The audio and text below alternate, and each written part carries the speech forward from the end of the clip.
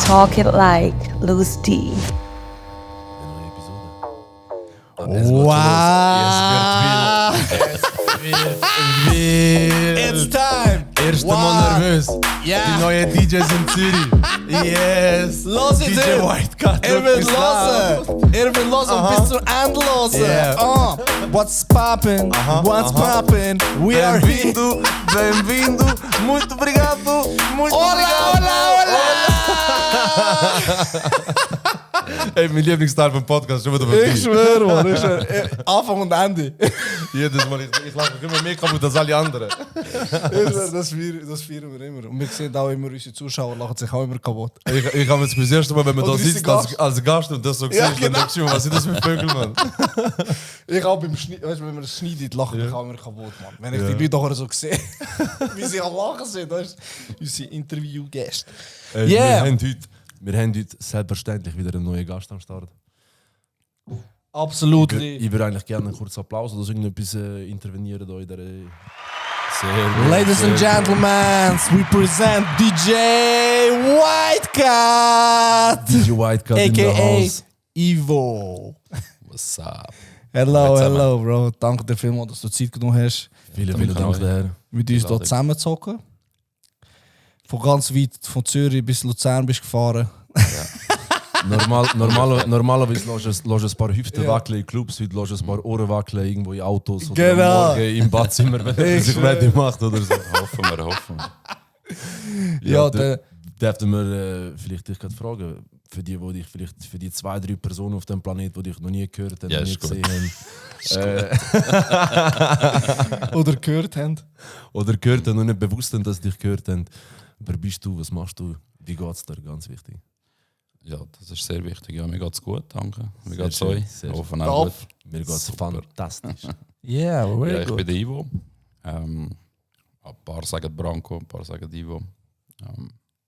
Bin nicht so wählerisch. Wieso eigentlich Ivo? Ivo ist mein richtiger Vorname. Aber Also, so. Aber Branko sind auch geil, nicht? Warte, weißt du gar nicht Branko? Ich heiße Branko zum Nachnamen. Aha, Ja, voll. oh mein Gott, ich habe mein Leben lang gedacht, was ist Branko? Er hat 10 Nachnamen. 2. Aber ja. Und ja, bin DJ. DJ Whitecut. Der Ja, DJ brutale Whitecut. Stimme. DJ Whitecut. Heute kämpfen wir um die Position mit der besten Stimme mit am Tisch. Da.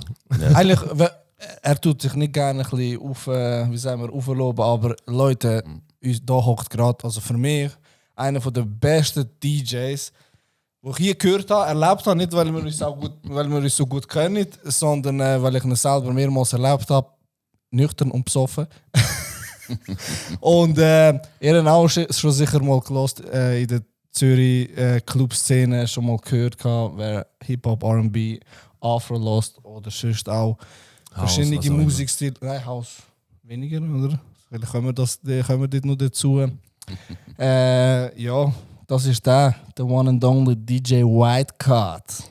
Also ich kann mir vorstellen, dass mehr Leute in dich schon gehört. Oder Ja, sicher. als ob du nicht am Tisch versitzen.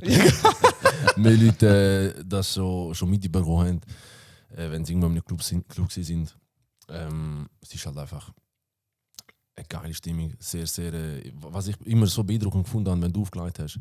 Ich finde, du hast das, was du auflegst, immer sehr, sehr angepasst. Oder ein bisschen abgecheckt, wer ist umeinander, was für eine Altersklasse, was für Leute sind umeinander. Dass du da mal relativ schnell dich angepasst hast. Ja. Das habe ich immer sehr, sehr beeindruckend gefunden. Und würde ich vom einen Tisch an den anderen Tisch mal gerne so ein bisschen als Props übergeben. Das, Danke vielmals. Dankeschön. Ja. vielleicht, wenn wir gerade bei dem Thema sind, Genau. ist das etwas, wo du findest, das ist fundamental in dieser Szene, wo du dich einmal bewegt hast als DJ? Oder ist das mir einfach so dein Character-Type, dass das mal so ein bisschen zuerst gescannt hast, was du da so gemacht hast? Also als DJ ist immer sehr wichtig, Tanzfläche versuchen zu lesen. Was für Gäste sind da? Ja. Also ich bin jetzt ein DJ, wo nichts vorbereitet, das ist nichts vorbereitet. Das ist alles spontan. Brutal. Nach Lust und Laune. Komplett, Komplett. du hast so ein bisschen deine Kiste, wo du so ein bisschen Werkzeug rausnimmst. Aber, Genau, es ist alles sortiert. nach Farbe, nach Größe. Mit der kann ich mir fast vorstellen, wie du. Der geht immer an meinem Arbeitsplatz, weil ich so ein Code bin. Also, wie kannst du so schaffen, Mann? Ja, das ist schon. Also der Luz ist sehr speziell und ich bin total das andere. Also bei mir muss alles aufgeräumt sein, Ja. alles an seinem Ort. Ja, und auf dem Laptop ist einfach alles sortiert. Nach Kategorien und so. Aber Spielen, es gibt keine so Prepared Sets und so. Es ist alles nach Lust und Laune, wie die Leute drauf sind, was für Leute sind da. Und dann versuchst du Party zu lesen, den Club zu lesen und dann spielst du dementsprechend. Also wenn jetzt von Anfang an weißt, das Motto vom Abend von dem Club, wo dementsprechend an dem Abend gerade bist, ist irgendwie House oder ist Trap oder ist Neute Brasileir oder was auch immer. Du musst dich dementsprechend nicht ein bisschen einengen in dem Aspekt oder so ein bisschen in dem, ich sage jetzt mal, die Kategorie von Musik eher holen, oder ist das einfach alles immer so ein bisschen ready? Also nein, wenn es eine thematische Party ist, wo jetzt wirklich so der Fokus auf eine Musikrichtung ist, dann tust du das schon respektieren. Aber auch in dieser Musikrichtung es gibt so viele Lieder, egal, also weißt, Brasil oder Hip-Hop oder R&B oder Afro. Es gibt immer sehr viel Musik und wie du sie spielst, also welcher Track jetzt, von welchem Interpret, wenn du ihn spielst, das ist wirklich so nach Vibe. Also weißt, so, du versuchst die Leute zu sehen, okay, jetzt sind sie so, jetzt versuchst du sie so abzuholen und dann gehst du ihnen ein bisschen. Also es ist klar, also ich muss sagen, es ist mega viel Arbeit dahinter, bis du parat bist, um in einem Club zu spielen. Du tust immer wochentlich schauen, was kommt raus. Und jedes Mal, wenn mir jetzt, ich rede jetzt von mir, wenn mir etwas gefällt, dann tue ich das abladen oder kaufen und dann tue ich das sortieren in die Kategorie, die es gehört. Oder? Und dann gibt es Abende, da kann ich ein bisschen mehr experimentieren, dann nehme ich das Lied und versuche, schau mal die Reaktion der Leute und so. Und dann gibt es Abende, wo du halt eher merkst, okay, nein, das ist nicht so gut zum Testen, die Leute sind nicht offen für das. Vielleicht wäre es sicher. Wie lange machst du das jetzt genau? Kannst du mal erzählen, wie bist du dazu gekommen und wie lange du das schon machst? Also ich mache das seit dem 99. Der erste. Warte, dann müssen wir schnell einfach sacken lassen.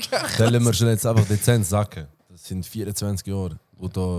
Also warte, muss ich nochmal schnell nachhaken. 24 seit dem 99.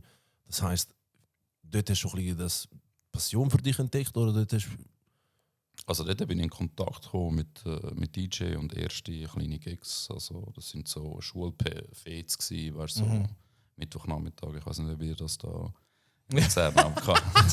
Ich bin ja kein Luzerner von dem her. Ja, also weißt du, so Sachen. Und dann haben wir so einen Pub gehabt bei uns im Dorf und der ist so am Donnerstag ist der Place to be und so. Okay. Und da sind wir immer am Hängen und so. Und nachher irgendwann haben sie gemacht, Eintritt ab 18. Und ich so, fuck, man. Und so, ich muss da rein, weißt du. So. Das ist wichtig, ja. Weißt du, so. Und dann bin ich einfach gegangen und habe gesagt, hey, ich will mal auflegen und so, bla bla bla. Und er einfach, ja, kommst. Und da bin ich in die scheiß Bar irgendwie reingekommen, weißt du, als DJ. Weißt du. Also bist du eigentlich DJ geworden, explizit einfach, um dich einmal reinsneaken in einen Place to be? Ist das Nein, das nicht. Also, das ist einfach so. Ja. So bin ich zu dem Gig gekommen. Also, weißt, nachher bin ich dort, hat es mir gefallen, dann habe ich regelmäßig dort gespielt. Und seit wann bist du dann officially DJ Whitecat himself? Also Whitecat noch nicht so lang. Ich habe früher anders geheißen. Ich hatte einen anderen DJ-Namen. Ja. Wie war denn der vorher? Ich habe gerade gemerkt, der wird er eigentlich nicht sagen. Weil, Brown Copy. Ja, voll. Ja, jetzt weiß ich es wieder. und wieso ist der Switch voll? Keine Ahnung. Ich habe es irgendwie nicht mehr so gefühlt. Die Leute sind auch. Ich habe eben mit dem Namen. Ich bin musikalisch sehr offen. Also weißt auch. Ja. Ich kann mal den Stil hören, nachher fühle ich den Stil. Also ich bin so ein bisschen Kamera und ich habe einfach Musik gerne. Und ich als DJ genau gleich. Also weißt du, fühle ich den Musikgenre ein bisschen mehr und nachher fühle ich den anderen. Weißt, so. Und dann habe ich aber auch gespielt. Also weißt, ich bin nicht weißt, so nur die Musikrichtung. Ich habe alles ein bisschen versucht zu mixen und auch gespielt und so. Und nachher hatte ich eine Phase, wo ich so recht elektronisch unterwegs war. Okay. Also Haus und so. Ja, voll. Ja. Und da bin ich auch so zu Ausland-Gigs gekommen. Nice. Und, Also da was bin ich heisst so Ausland? Europa? also oder wo bist du? Portugal, Spanien, Frankreich, Italien, Mega. Deutschland. Ja. Und wie laufen das? Bist du einfach für einen, ist dann gleich wie bei Rapper, Musikartist, wo nur für den einen Gig dort sind, oder bist du dann gerade irgendwie so 3-4 Tage in Portugal und hast du 3-4 Gigs nacheinander, oder ist das? Also in Portugal schon, dort habe ich immer so versucht, im Sommer zu kombinieren. Da bin ich sonst schon dort gewesen, und dann habe ich so eine kleine Minitour gemacht. Aber sonst die anderen Länder bin ich wirklich noch gegangen und da gerade wieder zurück. Ja, und dann war es so ein bisschen verwirrend für die Leute. Weißt du, so, ja, Branco, was spielt er eigentlich? Weil gewisse haben mich kennt von den Hip-Hop-Partys, die anderen mich kennt vom Latin Club, wo ich ab und zu mal Reggaeton gespielt habe oder so. Ja. Und dann sehen sie im Ausland, vor allem im Sommer, wenn die Leute von der Schweiz auch dort in der Ferien sind, geil, komm, gehen wir, ist sicher cool, und dann spiele ich total anders. Weißt, so. Da sind die Leute so ein bisschen verwirrt gewesen. Und dann habe ich gefunden, okay, die Leute sind nicht bereit für das offene Sein, weißt, so das musikalische Offene. Die wollen so ein bisschen so in die Schubladen So denken, der, so ein bisschen. so der Prototype Swiss halt, Ja. einfach da wo man kennt. Und dann habe ich gefunden, komm, ich versuche etwas ein bisschen internationaleres, und dann habe ich einfach gedacht, zu übersetzen Branco von Portugiesisch ins Englische. Geil. Und dann noch ein bisschen etwas dazu. Ich gerade denke, White Cut wegen ein bisschen gemasht und so. Das Erzähl ist mal. erst sehr kurz. Weißt du, 24 Jahre Erfahrung.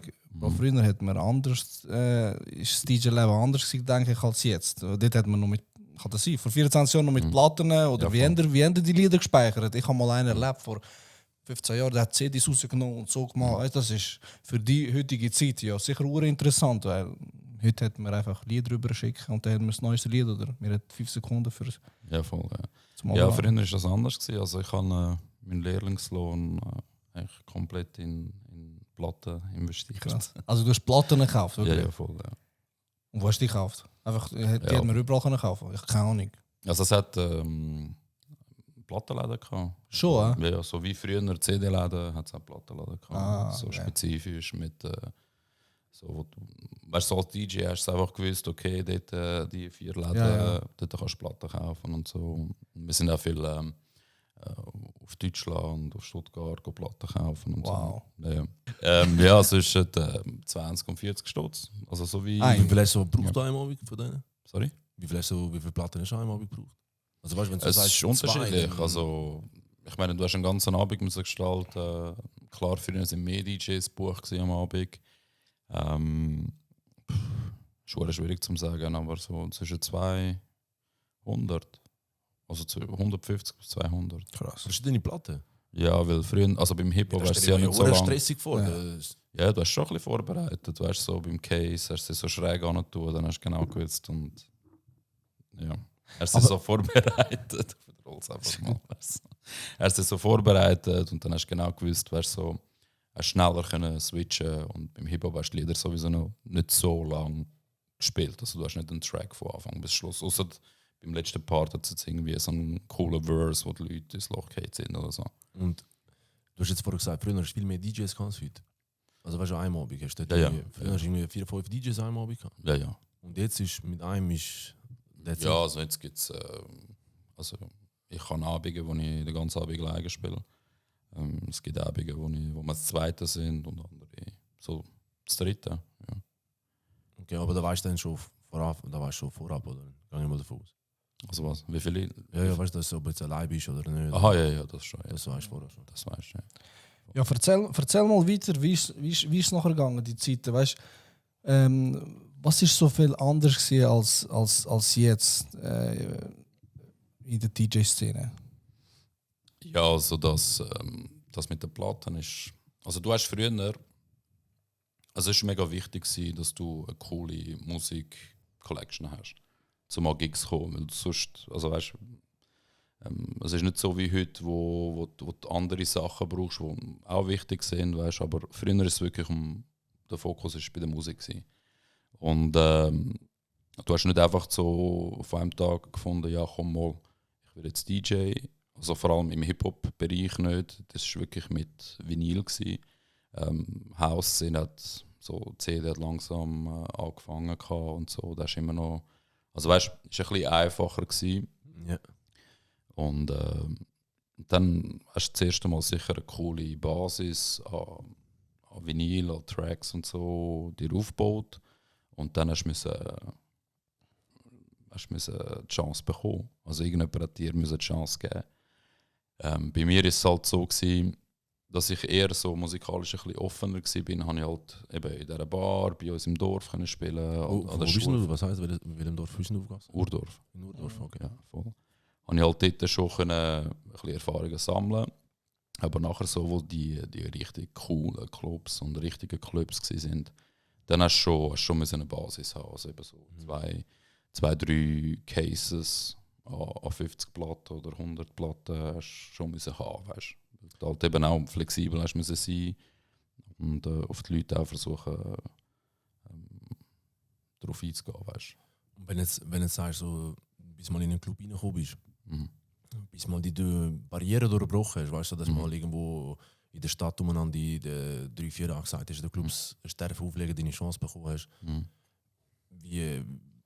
Von welchem Jahr reden wir, dass du dort unterwegs warst? Also was sind so deine ersten Steps in der Stadt selber? Boah, ich muss schnell das Handy führen. Wir müssen den Rechner führen. Boah, ich habe keine Ahnung. Es ist ein paar Jahre her. Ich weiß es nicht mehr im Fall. Also ich weiß, dass ein Club, also der erste Club in Zürich, das war das Kolonial. Ich weiß nicht, ob das etwas sagt. Der ist noch ein bisschen vor unserer Zeit. Der wir ist sind Kuraten, wir kennen keine Clubs. Der war gerade dort beim Bahnhofplatz. Das ist auch schon kein Plan mehr. 2001. So dort Gut, schon relativ schnell. Weißt du, hast du schon 99 angefangen. Das ist nicht so 10 Jahre lang hustlen, sondern... Nein. Also es ist recht vorangegangen. Ja. 2003, ja. Ich müsste nachher noch mal schnell anschauen. Also ein paar Sachen googlen und schauen. Aber ja, ungefähr dort. Und so, ja. Dort ist der erste Auftritt und so der erste richtige, signifikante Club, den ich gespielt habe. Im K5, das war auch eine lustige Geschichte. Da bin ich auch einfach vorspielen, wo der Club zu war. Ja. Okay. Also so vor den Owners oder von den... Genau, ja. Krass. Dann ist der Besitzer, einer war in der Bar, keine Ahnung, am Vorbereiten, der andere im Büro, hin und her am Laufen. Und dann hat er einfach gesagt, du fangst mal an und ja, ich komme dann und zeige dir dann nachher, ob es okay ist, ob du mal kannst kommen oder nicht. Ja, und dann habe ich angefangen, für niemanden zu spielen. Also, sie sind schon hin und her gelaufen und so, aber ja. Ja, da muss ich gerade schnell Shoutout an Veran. Veran hat er geheißen. Shorty Real. Er war auch noch MC, mega ein guter MC. Okay. Falls er das irgendwie gehört. Er war dann der, der halt eben umeinander gelaufen ist und so. In dem Club.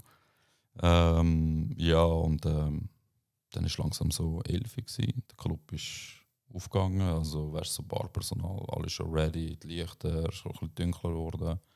Und ich schon so ein bisschen in Panik geraten. Aber das ist immer noch der gleiche Abend? Ja, ist immer noch der gleiche Abend. Also du hast so quasi Probe aufgelegt und nachher...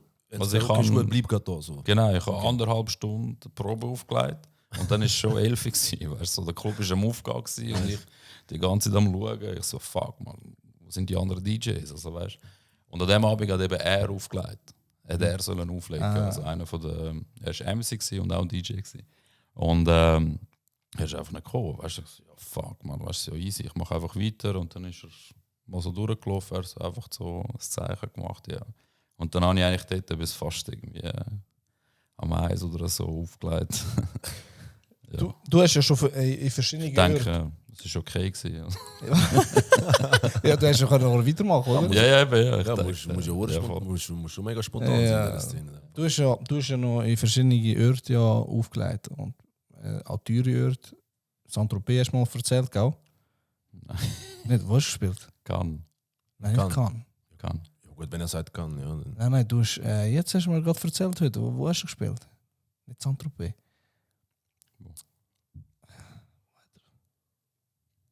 Kann ist Da- Frankreich, wo ja. ist in Nein, der, wo du heute erzählt hast wegen dem Schlägeln da. Der Türsteher, wo eine Waffe rausgezogen hat. Das war in dem Club. Gewesen. Das war in Zürich. Gewesen. Ah, das war in Zürich? Ja. Ah, ich gerade im gleichen Club, wo wir jetzt gerade sind. Ja, voll. Aber wir reden jetzt nicht vom gleichen Abend, aber jetzt ein riesen Nein. Nein. Nein, das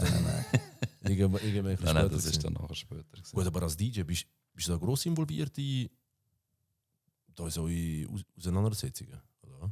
So Schlägereien und so? Ja. Nein. Ja, eben. Das ist jetzt einfach so mehr einfach eine Story. Ich jetzt denken. Nein, ist so eine... Wie hat sich die Ausgangsszene geändert von früher zu jetzt? Keine Ahnung, ich habe das Gefühl, keine Ahnung, vielleicht weil wir 18, 19, 20 sind, ist es viel mehr gelaufen. Oder jetzt hier in Luzern sind viel mehr Clubs offen wie jetzt. Zürich ist, denke ich, noch ein bisschen ganz anders. Aber wie war es früher gewesen? Wie sind die Leute früher drauf gewesen? Sind sie offener gewesen? Ja, weißt du, so wir jetzt, die so ein bisschen älter sind. Ja. Also ich und... Wir haben noch beide, nein, du hast 3 auf dem Rücken, ich habe es noch nicht auf dem Rücken. Ich bin Ja, voll. Also, wenn wir so zurückdenken, wenn wir auch, also dann dort, wo wir 18 waren, klar ist, nehmen wir es anders auf. Klar ist alles brutal gewesen. Ich glaube, wenn wir heute einen 18-Jährigen fragen oder einen 19-Jährigen, wird er genau gleich sagen, boah, brutal, ist so geil und so. etc. ja. Aber wenn wir jetzt so zurückschauen, ich meine, es sind total andere Generationen gewesen.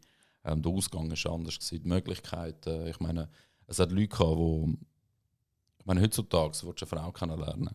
Ja, Dann voll. nimmst du das Handy für und du hast 1000 Ja, Möglichkeiten. Tinder, Insta, Irgendjemanden kennenlernen. Und früher hast du das alles nicht gehabt. Da hast du raus. Hast du müssen Ausgang. Ist und, viel wichtig gewesen, ja. also Krass. klar ist nicht nur das Motivation, Ja. dass du in den Ausgang gegangen bist, aber ich denke, von Von vielen. vielen ist das sicher so. Mit unter anderem schon ein Motivationsgrund gewesen. Ja. Aber was ich auch höre, weißt du, früher, also ich habe ältere Brüder, wenn die mir die Geschichten erzählt haben, wie die geschlägt haben und was für Szenen die gewesen sind. Und weißt du, dann bin ich 19, 20 gewesen und in die Clubszene reingekommen. Aber ich habe es nicht so erlebt. Ich glaube, früher habe ich das Gefühl, ist die Aggressivität viel anders gewesen. Die Leute sind Ich glaube, weißt du, also da ganz, wenn wir jetzt wirklich ganz früher auf unsere Eltern gehen, die sind ja in Clubs Partner tanzen, weißt du, miteinander. Ja. Nein, ich rede jetzt nicht von Eltern, ich rede jetzt von... Ja, das ist mir schon bewusst, aber weißt du, wenn der Switch nur schon von dem zu den einfach im Club miteinander wild tanzen, wie so in der Ami-Videoclips und so, Ja.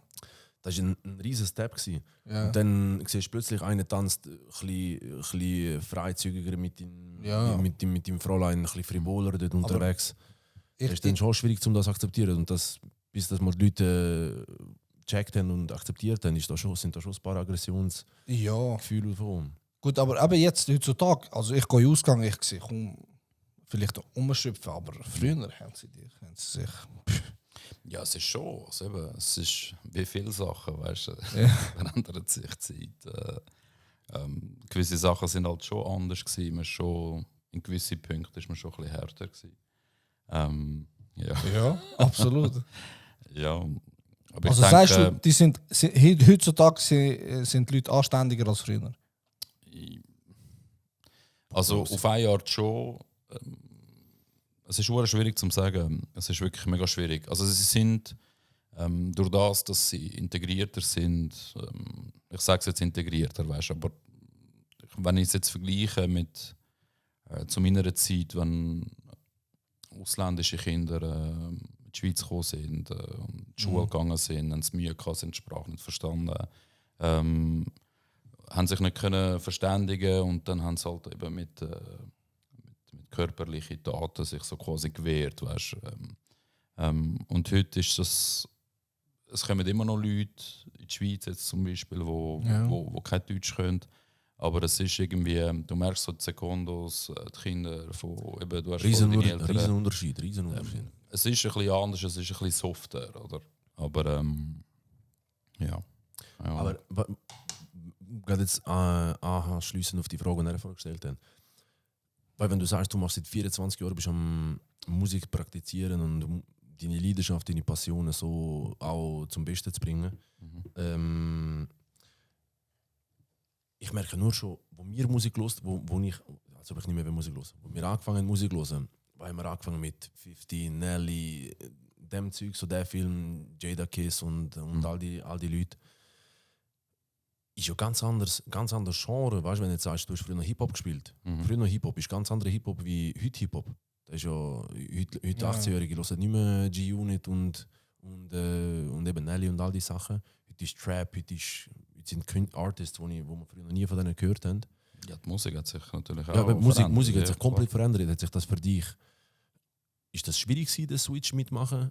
Vielleicht hast du nicht die gleiche Passion für der ehemalige, ich sage jetzt mal Hip-Hop oder der ehemalige House. Bei House hat es sicher auch einen Switch gegeben, bei allem hat es einen Switch gegeben. Ist das schwierig gewesen, den Wandel mitmachen? Also ich denke, das erklärt die Phasen in meiner DJ-Laufbahn, wenn ich das so sagen wo ich halt eben wirklich eine Zeit lang ein bisschen mit das gespielt habe. Nachher ein bisschen mit das, nachher ein bisschen mit dort. Also ich glaube, das erklärt es. Also, wenn ich etwas jetzt wirklich nicht gefühlt habe, dann habe ich das natürlich auch weniger gespielt. Oder dann habe ich schon versucht, dort aufzulegen und das aufzulegen, wo ich schon mich irgendwie noch ein bisschen identifizieren kann damit. Also, weißt, wo ich auch fühle. Weißt. Klar, du musst immer am Ende des Tages bist du ein Dienstleister. Also, du musst die Leute kommen in den Club und wollen tanzen und die musst ihnen einen coolen Abend gestalten, oder dass sie Freude haben und heimgehen und denken, wow, cool, cooler Abend sein. Aber trotzdem ist wichtig, dass du trotzdem noch, dass es dir auch gefällt, was du am machen bist, oder dass du auch kannst dahinter stehen, was du spielst. Klar, es gibt immer Lieder, wo du jetzt nicht so cool findest, aber du spielst und wenn du siehst, die Reaktion der Leute ist, die feiern es voll, weißt, dann bist auch du zufrieden. Also, weißt, dann bin ich zufrieden. Easy, macht ja mehr Spaß. Ja, egal. Sie haben Freude. Hat er das selber auch ein bisschen Stein weggelegt? Weißt, wenn du selber sagst, ist für mich auch wichtig, dass ich sage, ich möchte den Sound, den ich spiele, auch selber enjoyen, selber gut finden, selber Spaß daran haben. Ja, sicher. Vielleicht hast du ja nicht immer genau das gleiche Enjoyment, das du hast bei moderneren Sound oder bei was für einem Sound auch immer, dass das vielleicht einen Stein weggelegt hat. Ja, sicher. Also, eben, es hat eine Zeit gehabt, wo eben die Leute nicht mehr gewusst haben. Also auch, weißt, so Partyveranstalter, die nicht mehr gewusst haben, ja, muss er jetzt den Branco buchen oder nicht? Spielt er jetzt nur noch House oder spielt er Reggaeton oder Latin oder Hip-Hop oder keine Ahnung. Also, weißt, sie sind nicht mehr sicher gewesen. Also, weißt, es ist klar, ist nicht einfach. In anderen Ländern wäre es einfacher gewesen, weil dort die Leute halt ein bisschen offener sind, was so Sachen anbelangt. Und auch, ja. Aber da jetzt so in den Orten, wo ich mich so bewegt habe, in der Schweiz, so meine Main Clubs und so, ist es halt schon ist nachher zu einem Zeitpunkt gekommen, wo es nachher schwierig geworden ist. Ist er zu dem Zeitpunkt, wo es schwierig wurde, ist einmal überlegt, vielleicht muss ich ins Ausland, wo ich mich mehr entfalten kann in dem, was ich mache. Also klar, du hast immer gedacht, also weißt du, wow, wäre schon geil jetzt irgendwie, keine Ahnung. Aber es ist jetzt nie, es ist mehr so ein Gedanke gewesen. Es ist ich habe jetzt nie intensiviert worden. Weißt du, so auf das hingeschafft oder so, das nicht. Also ich bin immer ziemlich klar, man träumt da ein bisschen laut und denkt, boah, weißt du wie geil, stell dir vor, jetzt das und das. Ja, auf jeden Fall. Und eben, das, keine Ahnung, aber es ist nie so im Fokus gewesen. Ja. Also Fokus ist wirklich einfach der Spaß an dem Ganzen und die Liebe für die Musik. Das ist der Fokus gewesen. Und eben, wir sind auch nicht in einem Land, wo ideal ist, als Künstler zu überleben. Also weißt du, es ist Ja. extrem teures Land und es ist immer so ein Struggle. Also weißt, wenn du es vergleichst mit so, keine Ahnung, so Berlin und so, weißt, wo die Mieten fast nichts kosten und du als Künstler dich voll kannst fokussieren, wirklich. Ich habe immer wieder ein bisschen gejöppelt nebenbei, also weißt, so, es ist nicht einfach gewesen, oder ich habe dann nachher schon irgendwann mal können davon leben, aber klar, in einem anderen Land wäre es einfacher gewesen. Ja, verständlich. Wie denkst du, Branko, früher hat man DJs mehr wertgeschätzt als heute? Ja, absolut. Ja. Boah, da musst du nachhaken. Ja, Wie meinst du genau. das? Ja, Wie meinst du das? Wie war das früher? äh, Gewesen? Ja, DJ ist der König. DJ hat Macht gehabt. Wir haben zum Teil dazu beigetragen, dass gewisse Tracks zu Hits geworden sind. Also weißt du, was ich meine? Genau. Wir haben die Leute so wie ein bisschen educated, weißt, so musikalisch und also ganz früher haben wir wirklich versucht, so hey das oder hey das und bla bla bla. Und dann hast du gemerkt, weißt so. Ja, Und das sind die irgendwo durch auch der Access gewesen der Zugang zu, absolut. zu neuem Sound. Zu neuem, Genau. eben, ist Genau. ist ja nicht so die Streaming-Plattformen wie heute. Nein, absolut. Und du hast wollen zum Beispiel ja, DJ XY leitet auf, gehen wir ihn hören, er spielt immer neue Sachen und so. Weißt, du hast dich gefreut auf neue Musik. Und eben darum habe ich gesagt, es war so wichtig gewesen, früher, dass du eine gute Musik-Collection hast. Ja, gesehen. Oder? Gesehen. Und das ist wirklich so. Wir haben die neue Musik den Leuten präsentiert. Oder? Klar, gemixt eben mit Sachen, die sie schon kennen und so. Ja. Also DJ-Kollegen von mir, die noch länger im Business sind, also die können dann noch besser über das reden. Also weißt du, wo früher noch krasser war. Bei mir ist gerade so, hat es nachher gerade so angefangen, ein bisschen, dass die Zugänge zur Musik, weißt, mit Ja. Videoclips und bla bla bla und Zeug und Sachen. Es war gerade so ein bisschen eine Transition gewesen. Klar, eben, ich habe schon noch, glaube 4-5 Jahre noch mit erlebt, so wirklich intensiv. Aber das ist voll so gewesen. Also die Leute sind, du hast Bookings bekommen, wenn du gute Musik hast, neue Musik hast. Und du bist gefeiert worden, wenn du neue Musik gespielt hast.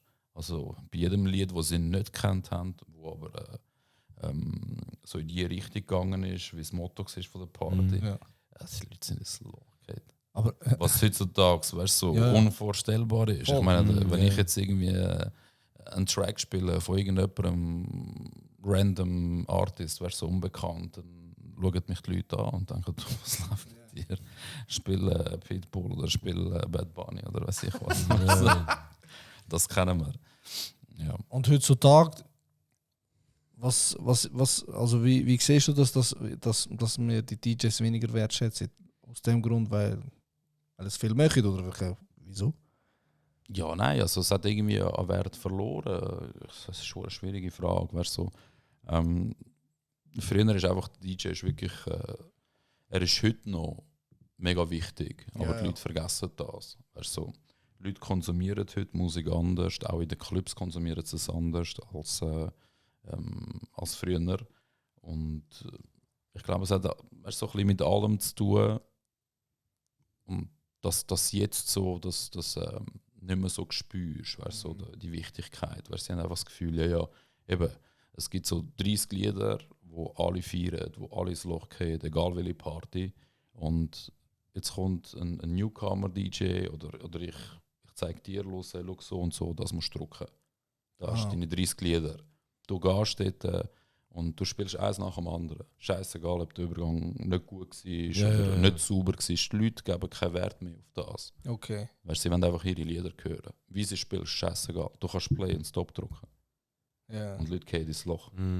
Also weißt du, so, und früher hast du scratched, hast einen coolen Übergang gemacht, die Leute sind ins Loch gefallen, sie haben dich angeschaut. Voll. Du hast komplett recht. Ja. Heute fragst du irgendjemanden, bla bla bla, sie wissen nicht mal, was DJ-Pult ist. Gewisse Clips. Ja. Also weißt du, so, ich bin, Du hast recht, ja. weißt du, so, keine Ahnung, wo DJ ist. Weißt, so, Früher haben fuck off. sie sich angeschraubt, um das auf den DJ-Pult rauf dürfen, irgendwie. Das nicht dürfen sie.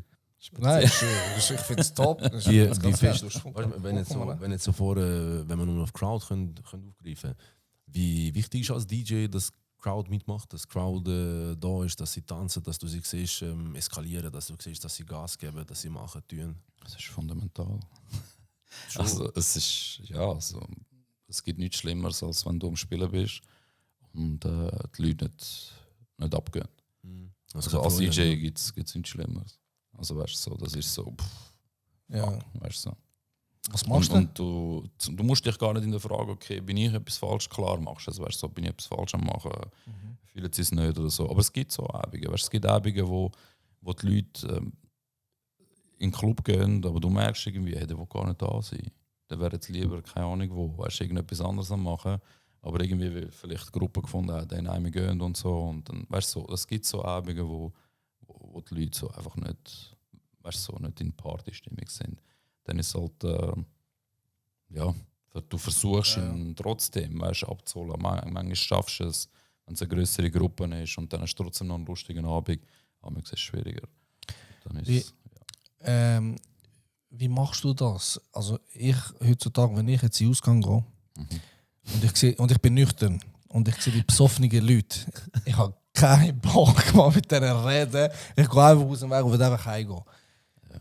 Und du lässt immer noch Donnerstag, Freitag, Samstag auf und in den bekanntesten Clubs von Zürich und die Leute sind immer noch besoffen. Die kommen sicher die ganze Zeit auf dich. Ich wünsche mir das Lied, ich wünsche mir das Lied. Ja. Wie gehst du mit diesen Leuten? Also wie haltest du das überhaupt aus? Ja, es ist immer nach Laune, also wär's so, wenn ich mich gerade fühle. Aber also angenehm ist es nicht, weil ich weiß nicht, weißt, so, ich check's nicht. Also, wie soll ich das erklären? Ich meine, wenn jemand kommt, der Club ist aufgegangen, es ist 5 ab 11. Der Club ist leer. Du siehst, dass der Club leer ist. Du suchst den DJ, also die suchen dann den DJ. Okay. Und dann kommen sie gerade mit dem Handy, mit einem Track, weißt so, wo du weißt, so ein riesen Hit, weißt so. Ja. Das Lied wird laufen. Also weißt So, an dieser Party, bleibt weißt cool, so, entspannt. Ja. weißt klar, wenn es jetzt eine Party ist, wo thematisch, weißt, spezifisch, es läuft der Sound, klar, weißt, dann können wir es nicht. Aber wenn du jetzt an einer Urban Party auflässt, weißt du, wo so ein bisschen vielseitig, ein bisschen Hip-Hop, ein bisschen Reggaeton, ein bisschen Afro läuft und so, weißt du, dann gibt es halt so gewisse Lieder, wo du halt spielst, weißt du, das sind einfach riesen Hits. Und dann kommen wir zum 5 ab 11. Wenn der Club noch halb leer ist. Knallhart, weißt du, einfach wirklich so, hey. Und dann schaust du so, ich weiss wirklich, ich kann mich nicht mehr wie reagieren. Weißt du, Nach ich schaue sie dann einfach 24 so Jahren, an, Amigo, so, ich mag nicht. also weißt du, ich weiss nicht, ich bin schon ein bisschen hässiger auf das eingegangen, ich bin schon nicht auf das eingegangen, habe versucht zu erklären, hey, schau, jetzt gerade passt es nicht, weißt du, der Club ist gerade aufgegangen. Und dann hast du wirklich amix Leute, wo du wirklich einfach am besten ignorierst. Einfach. Weil es bringt nichts, weißt du, die ist wahrscheinlich schon rotzen oder keine Ahnung was, weißt so. Es bringt es gar nicht, weißt so. Und dann haben sie das Gefühl, ja, schau, der ist arrogant und so, bla bla bla. Aber weißt du, so, wenn du jetzt so in meiner Haut stecken würdest, weißt du, so, voll. weißt du, Würdest so, vielleicht keine noch eher Ahnung, verstehen, So ja. 20, es gibt Clubs, wo die Leute damals wirklich so Minutentakt kommen. Krass. So, hey, du doch mal geniessen, man gar nicht Ja. auf. Oder hey, du geh mal mit einer Frau tanzen oder keine Ahnung, weißt du, so. Chills mal, weißt du, das Lied ist ja logisch, dass das Lied voll. laufen wird, weißt du, so, chills mal. Aber schau, wenn du jetzt genau das ansprichst, als Veteran vom Ausgangsleben, wenn man das so sagen kann, Veteran. Langsam nicht mehr so in dem Flow unterwegs. Ich habe mich das jahrelang gefragt, wie kann ich an einem DJ, an einem Disc-Jockey, an einem MC, einer, der da vorne steht, freundlich und überzeugend mitgeben, dass er den und den Song sollte spielen. Bro, Bist du schon mal gut überzeugt worden? Haben es Leute geschafft? Vielleicht hast du die geschafft. Nein, look, also ich bin jetzt wirklich ganz, ganz ehrlich. Oh, also jetzt. weißt du, so, es gibt so... Weißt du, sie reden ja nicht, damals kommen sie ja nicht mal an, weißt du, damals hat es Türsteher, die dich nicht näher und so, weißt du, so. Das finde ich übrigens super, weißt du, dass ein Türsteher ist, das ist mega geil. Und dann zeigen sie einfach, weißt du, und da gibt es damals wirklich Leute, die einfach sich einen Track wünschen, und ich finde, wow, krass. Der passt. Ich wäre jetzt nie auf den gekommen, den habe ich voll nicht im Schirm gehabt. Krass. Weißt du so? Und er ist voll nicht so Mainstream, weißt du so. Er ist nicht jetzt ein Track, weißt du, wo, weißt du, so die typischen, die sind im Büro, hören ihre Playlist. Gehen sie ins Auto, hören sie die gleiche Playlist. Gehen sie am Wochenende in den Ausgang, sie wollen die gleiche Playlist. Ja. Verstehst du, was ich Die meine? gleichen 9 Lieder, 24/7. Weißt du, so, dann sind es wirklich so Tracks, wow, fuck, weißt du, krass, dass du das kennst. Du bist schon jung, du kennst das Lied, weißt du. Es gibt immer Überraschungen, weißt du, so. Und dann, ja, weißt du, so, klar, sehr gerne spiele ich es. Ich schaue, weißt du, so, wenn es reinpasst und dann tue ich es einbauen und cool, weißt du. So. Aber, ja. Bro, ganz ehrlich, es gibt keinen Weg. Also, liebe entweder Habt ihr das kennst du gehört? ihn oder. Also, es bringt einen Gib mit es zum- Bestechungen. Also, weißt du, manchmal kriegt das Geld an. Und so. Ja. Also, Denkst du, wie eine Weißt du noch, Hochzeit im Ausland? ja, mit ja, Geld ja, irgendwie. ja. in Dubai hätten wir 1000 Stutz gezahlt, hätten wir das Lied können, wir wollten vom Arbor, glaube ich weiß auch nicht mehr welchen. Vom ERZ Ich weiss wollen ein nicht. Lied aufspielen und dann wollen 1000 Stutz. Also ein bisschen bestechen kannst du schon. Also wenn einer kommt, Kannst 1000 schon, Stutz, Bro, ja. wirst du nicht Nein sagen. Also, ich habe Gib auch da schon, einen, Mann, was du willst, spiele ich dir. Teletubbies Intro, laut, Team. also ich habe auch schon für das Lied, glaube ich, 2000 oder so. Sicher nicht. 2000 Stutz bekommen. Ah, Krass. was? Amigo, so das ist mir... Dollar, ja. Brutal. Ja gut, der Kurs ist nicht kein riesiger Unterschied. Ja, Das ist ja dann schlussendlich mehr als die meisten Gagen, die gezahlt werden heutzutage. So, mehr für ein Lied. Und dann ist am Schluss am Pissen, während das Lied läuft, der Typ, was gewünscht hat. Also, Nein, aber es gibt schon eben mit 10 Stutz und so. Die Ja. Restaurants, wenn sie dir, keine Ahnung, wer so eine halbe Million angerührt hätte. Ja. Bro. Und dann so, Weißt du, und dann du musst, weißt du, haben sie das Gefühl, ey, du musst jetzt, ich habe dir ja das angelegt. Nein, also es ist immer klar, weißt du, so. Es ist immer, wenn du etwas geben willst, weißt du, am Schluss. Ich meine, eben früher hat die Wertschätzung, weißt du, die Leute sind gekommen, am Schluss haben sie zum Teil applaudiert und so haben sie gewartet, bis Sicher das nicht. Licht angeht oder sind gekommen, hey, Krass. danke vielmals, dass du für deine Musik, danke vielmals. Weißt du, so, die Wertschätzung, die ist heute, weißt du, so, das ist auch so ein Vergleich so, von früher zu heute. Es ist schon anders. Ja. Ich würde jetzt nicht sagen, es ist schlechter, weil eben die 18-Jährigen, die haben jetzt Time of their lives. Also, weißt du, was ich meine? Sie machen jetzt das durch, was wir mit 18 Genau. durchgemacht haben. Es ist einfach, für uns ist es anders. Aber ich würde jetzt nicht sagen, es ist schlechter. Klar, weißt du, für mich ist klar, es ist schlechter. Aber ich versuche es zu respektieren von den Leuten, die jetzt dort verkehren. Hast du dann, Und ihre Erfahrungen machen. wenn du jetzt sagst, es ist schlechter, oder ich will jetzt gar nicht groß drauf eingehen, ob es jetzt schlechter ist oder früher, das ist immer das ist ja wie die älteren Leute, wenn man sagen, Genau. früher ist alles besser gewesen. Ja. Wir wollen ja nicht in die Spalte hineinrutschen. Genau. Aber wenn du jetzt sagst, es hat sich so viel geändert, hast du immer noch die gleiche Passion? Also das ist Ist das immer noch vorhanden? der einzige Grund, dass ich das noch mache. Ist die Passion und Liebe zu dem Ganzen. Zum DJ. Weißt du, so, wäre das nicht, hätte ich glaube schon lange aufgehört. Weil eben, du verwünschst amix Abende, wo wirklich, keine Ahnung, nicht so motiviert bist. Weißt, so, Ja. so vor allem, wenn die Leute merken das nicht, du fängst dann nachher schon... Du musst halt funktionieren als Du funktionierst Artist. und du wirst auch gut drauf. Und wenn du siehst, Leute haben Spass, dann tut dich das auch anstecken. Weißt, so. Aber wenn jetzt zum Beispiel ich auf Genf am Fahren bin, weißt, so, und irgendwie einen katastrophalen Tag habe und nicht motiviert bin oder keine Ahnung, weißt, so, dann denkst du schon, fuck man, wieso? Für was mache ich das überhaupt? Ja. Weißt, so, und dann kommst du an dort und hast vielleicht, keine Ahnung, wieder mal seit langem eine riesen Party gehabt und denkst, okay, wegen dem mache ich es. Genau für Ja. das, ja. Wir haben jetzt vorhin ein paar Themen angesprochen, wie es früher war, wie es heute war, wie da ein paar verschiedene Aspekte nicht mehr gleich sind wie auch schon. So das Thema mit Betäubungsmitteln, mit Drogen, ich habe das Gefühl, es war früher eine ganz wilde Szene gewesen.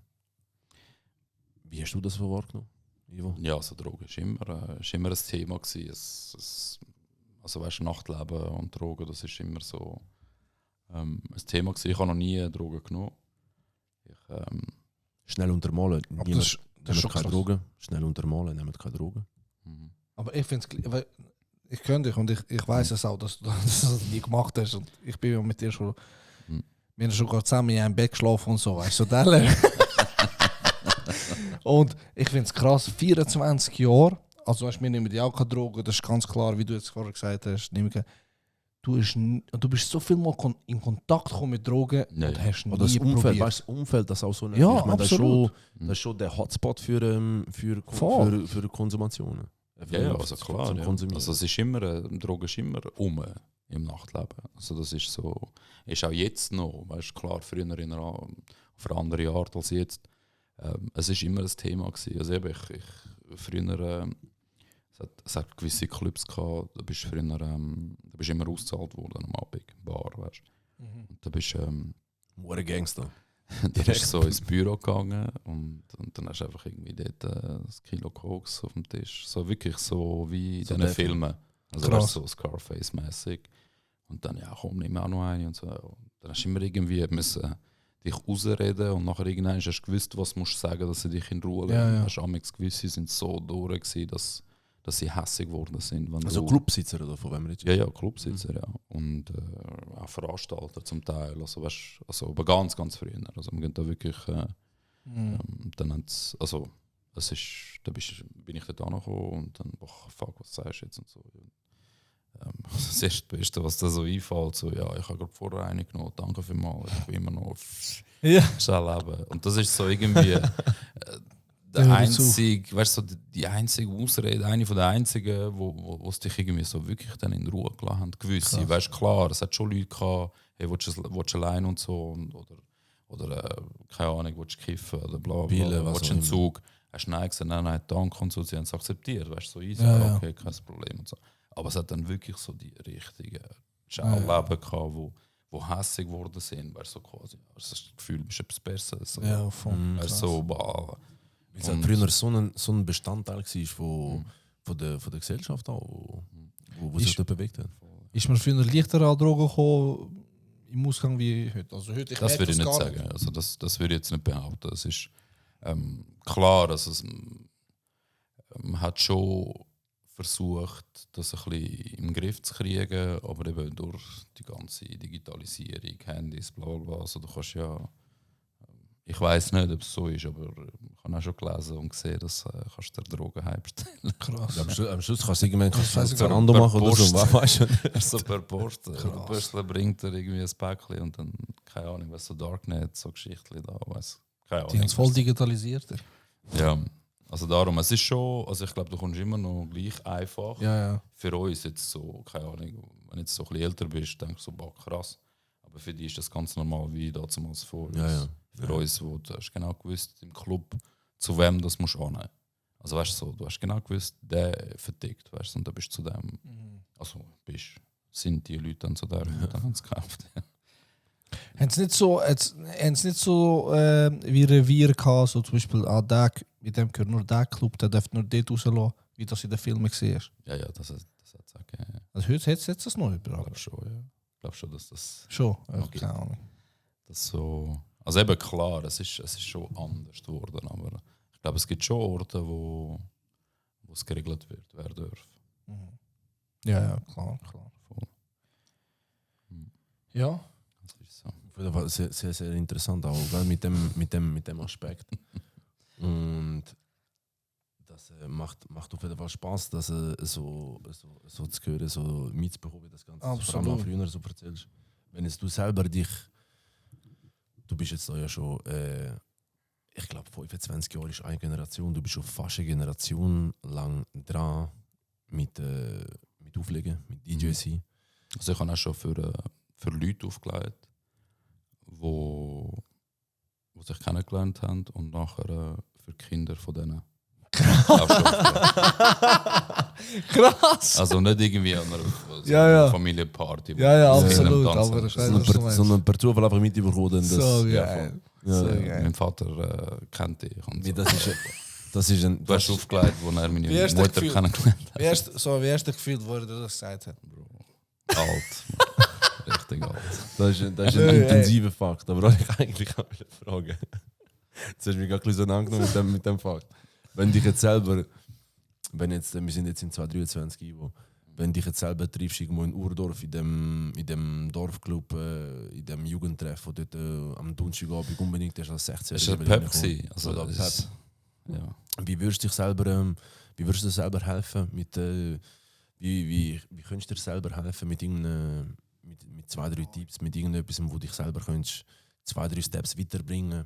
Oder vom Mindset her einen Schritt Also ich schneller wäre in die richtige Richtung bringen?